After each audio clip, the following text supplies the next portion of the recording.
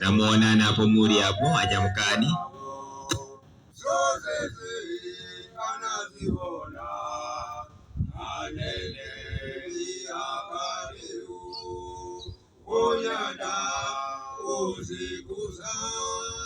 Onyoza apeleke yao zote anaziona anenea badeu masiku zilizao antuwe na kupembeza Mulungu koma chikulu pililo chao chitazilala kali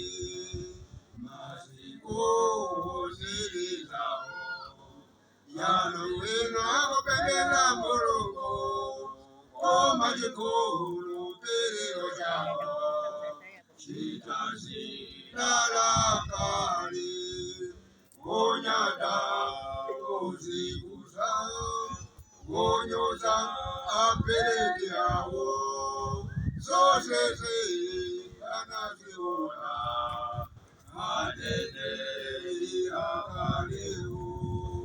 onyada kuzikuza onyoza apeleke yao zote anaziona